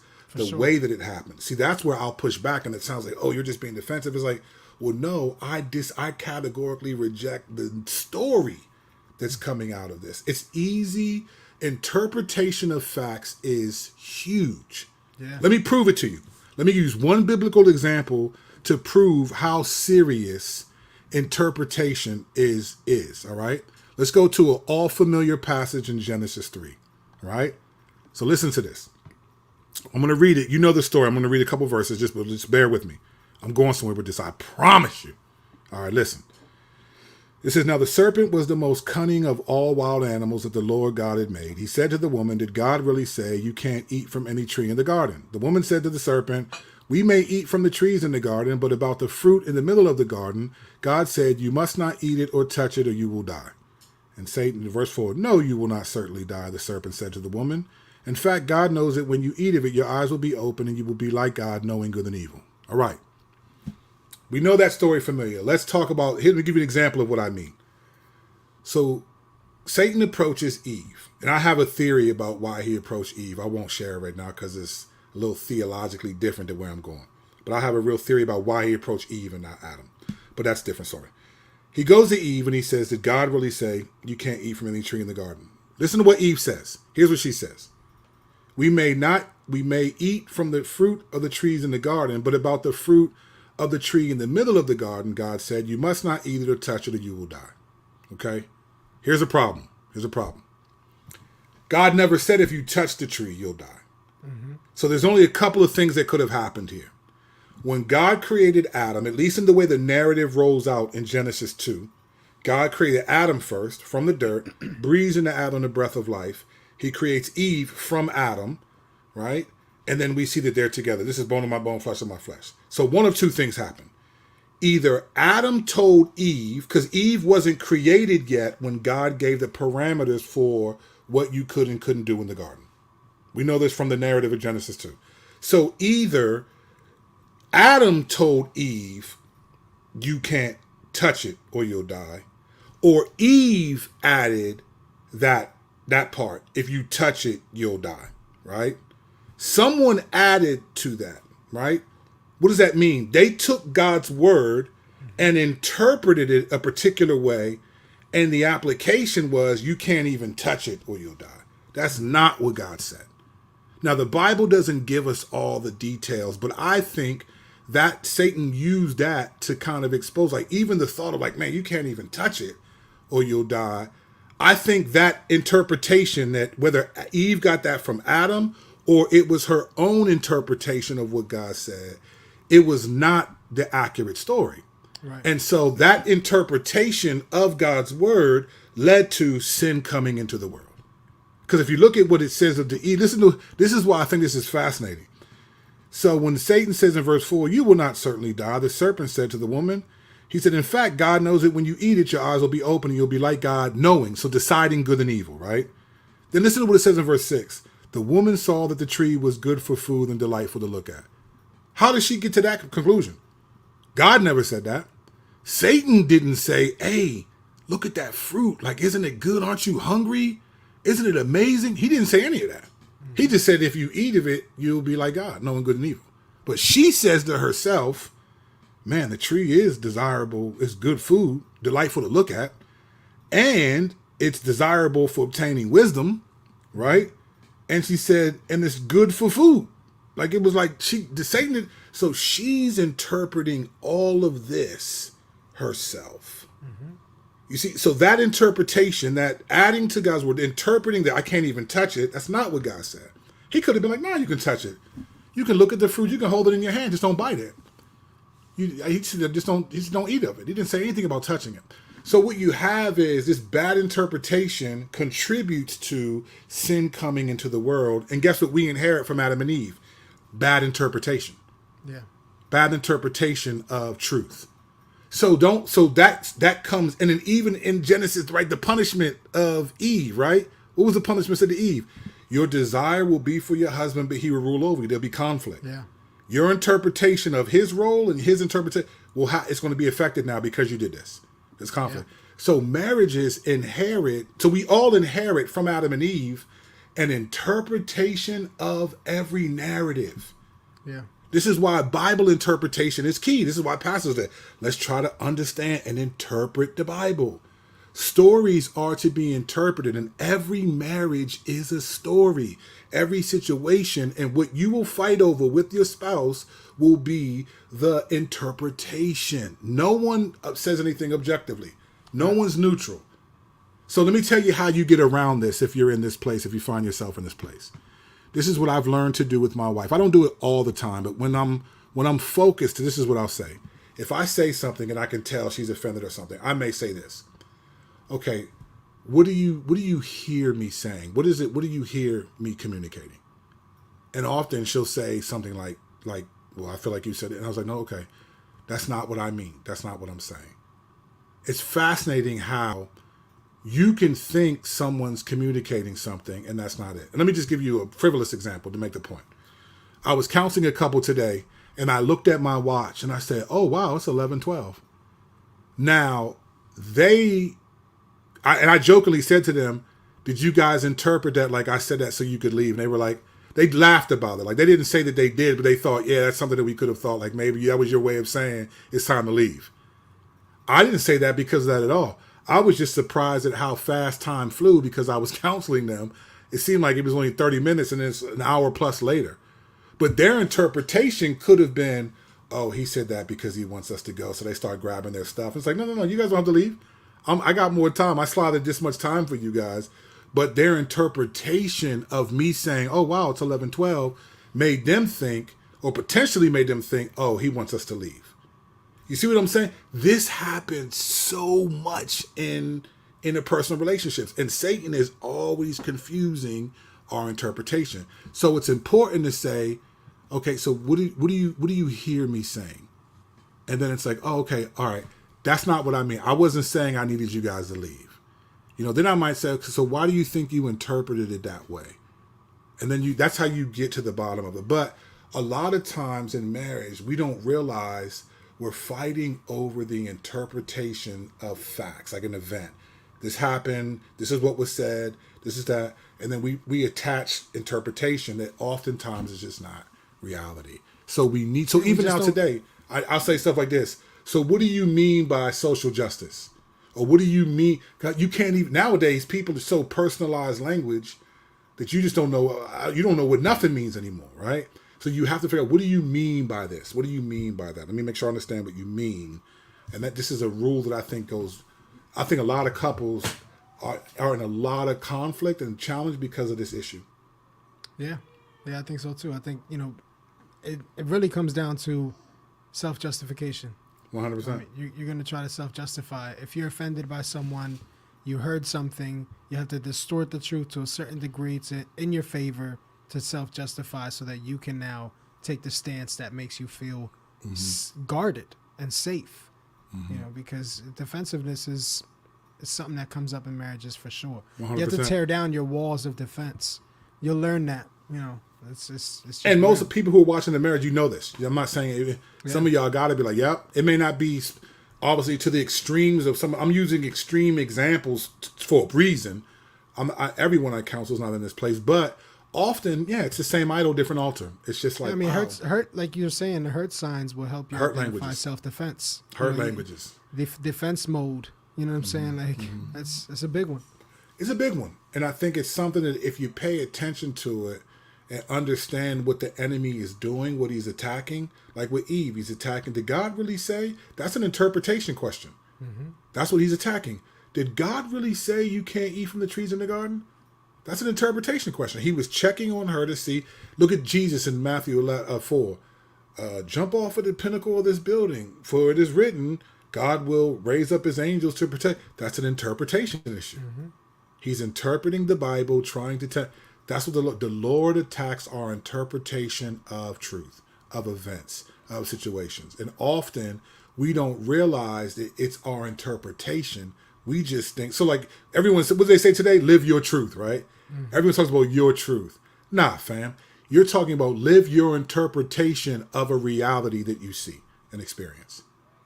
Live the only time is you're just living and we act like if they're not our interpretation, they're somehow objective facts, and often it's because interpretations don't come with authority. Right. The word truth comes with authority. But we make our interpretations truth, is what I'm saying. We make them truth by the way and not realizing that's where the enemy's after. Yeah, that's you just, can agree that this happened on Tuesday and this was said, but man, what people will fight over is what this phrase meant, what this phrase is doing, how I was hurt by this, and it's like, oh man, that's not. I didn't mean that at all. And sometimes you realize, wow, this was just an interpretation issue. When I said, oh look, it's 11:12, I wasn't saying, oh, I'm hoping that they leave by saying that. I was just saying, oh wow, time's flying by really fast. But they could be like, oh, he wants us to leave. All right, well, okay, Pastor Curt. I was like, nah, where you go? That happens all the time. And so that's something that I think if couples can say, hey, what do you think I'm saying? Like, what are you hearing me say? There are times I've said that my wife will say something way different. And I'm like, wow, babe, how did you get to that point? Like, that's not even, I ain't even used those words in the sentence that I said, you'd be shocked how much we interpret things differently than what's actually being communicated, because we're judging motive, we're judging inflections, we're judging all the different things, history, all of it. And then if there's hurt language, if you're in hurt mode, oh pobrecito, there's no way you're gonna understand and interpret things accurately. You'll just be hurt. You won't want to. You won't even care. Nah, you won't even care. So, man, we could do this all day, man. I could do this all day, all night, all day. But we ain't gonna hold y'all, man. I gotta use the bathroom anyway. We ain't gonna hold y'all. But we're grateful. Thank you, man. Thank you so much for that's the question. Do you misinterpret? Do you misinterpret what your wife says just as much as she misinterprets you? I don't know. I'm sure we do. I was using it as an example more so than not saying that it's more than the other. It's quite possible. I mean, I think we all just misinterpret each other. I don't know if degrees are the issue. It's more just being aware of that it's a reality. I'm aware of the reality of it, less so than who does it more or less. In this situation, I was just trying to use examples that were coming to my mind. But yeah, I'm sure I have misinterpreted her just as much. Sure, I think maybe even more because my wife is a little bit more reserved. Like she doesn't like conflict. So she'll more not say something and I have to figure out is something wrong. And so I've definitely misread body language and stuff like that. And so that's what I'm saying. I don't know when you came on, but a lot of this are ways that I failed as a husband. I think all of us should do it. I think all of us, first of all of us have interpretation issues. Everyone interprets things. We could see the same thing or hear people see the same thing and recognize that it's just different stuff. I think we can. And so I just say, yeah. So trying to figure out if it's a women's issue more than men's. No, I think it goes both ways. I think women are a little bit more, I think they can be more sensitive because women tend to be typically, not always, tend to be a little bit more emotional. So I think women can be more sensitive to the, how people feel and what they're feeling and how someone's feeling. So it can seem like that, but I think men can be, very we're all interpreters. We can always be paying attention to body language and different things. I think with men, what I think the difference, I think women may think about some things more. I think men can be more confident about what they think. Right? I'm not saying women aren't either. I hate using these sort of, sort of categorical because it just works. It just goes all over the place, right? I think it can go all. There's no rule. There's exceptions to every rule. But I do think men can be a little bit more machisto, about what they think is true, and women can be a little bit more aware that something's up, and so both of them can interpret in ways that aren't helpful. Nietzsche said, "Learning, counseling our differences connected in marriage results in complementing one another. God's design, differences disconnected results in conflict. What the enemy designed." 100%, 100%, 100%. I think we do complement each other. That opposites attract for a reason. Man, if we had time, I would go into why I think Satan came at Eve and what that represents, but I'll save that for another show. Women are more emotional, but also more detail-oriented. 100%, yeah, less linear. I agree with that. But then there's always exceptions to every rule. But I'd say, yeah, as a general rule, yes. And all women are emotional, men are factual. I'd agree. But women got some facts, and I know some emotional dudes too. So, But again, but I think as a general rule, sure, I think that's legitimate. I think the question is for all of us is just, okay, am I interpreting rightly? And if I'm not sure, do I have the humility to ask, hey, what are you interpreting? Or if I'm offended, what passions, what desires are at war within me? Then you can stop, because if you can go after that and stop blaming, and even if you're not married, we're talking about marriage, but any interpersonal relationship, it can be a coworker, a sibling, a parental, a parent, anything. If there's an interpersonal relationship, these things are bound to take place. Yep. So I think you can say, okay, how do I react to this? How do I respond to this? And what's happening here? I don't think you'll take the log out of your eye unless you do what passions are at war within me. And there's something that I want that I'm not getting. It'll just be hard. And that's what I've been training myself for years to do, is be like, all right, even if I sinned and spoke in a tone or was harsh or whatever, I know that it's because of something that I was desiring. I'm not blaming it on my children, my spouse, somebody else, the person who cut me off in the road. I know that whatever causes quarrels and fights within me Is this something that I desire, something that I want, something I'm passionate about, something I'm craving, I'm not getting? And that helps me be like, okay, this is my issue. And the reason why it's biblical is because whenever I respond outside of how God says respond, then I am saying I am choosing a definition of good and evil that's different from what God has chosen. And I need to figure out what happened. How did I do this? And then if I need to address someone else, then I'll do that. So, man, there's a lot going on. We could talk about this all day. This is what I do all week, and it's grateful. So we just wanted to do an episode like this. Strack and I usually hit the culture and talk about what's happening in the culture, but we just felt like we've been wanting to talk about this stuff for a while, but we just been dealing with some of the other cultural dynamics. And we got a couple of crazy more episodes coming up. We got one on purity culture that's coming up real soon. And that joint, me and Strack been waiting for weeks to do that. But different things have prevented us from doing that. But boy, do we have an episode for y'all on purity culture and some of the implications that I don't know if everyone has made the connection to. So there are people who've talked about it, but there's some connections of purity culture and true love and all true love weights and all that whole dynamic that we think has produced some outcomes that we're going to talk about really soon. So we're excited about that. And we're excited about you all. Thank you for watching. Thank you for your comments. There's people that we didn't... Oh, you know what? Let me address this because this was a good question. I want you to answer this one, Strack. So Matthew James says, what if you're not willfully rejecting the spouse and they still do those things?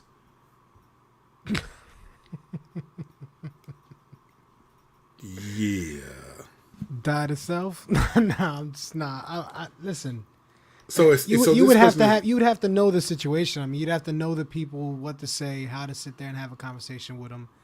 I mean, you're talking about what if they're not. So what if they're not? Ask the question again. What if they're not being receptive, but they're still? So I think this was asked when I was talking. So they're about, not being neglected sexually, but they're still looking at pornography. Yeah, and things yeah. Like that's what I think. I think it came out of that context. I mean, you got to get your people involved. You know, brothers who love him, who can hold him accountable, who he's been accountable to. If or this her, is a Christian, you know, or her, if this is a Christian, you know, you got to get your church involved, and you walk through the process, and you be as gracious as you can be. You know what I'm saying? And as loving as you can be in the process. Again, it comes down to, do I have a log in my own eye or not?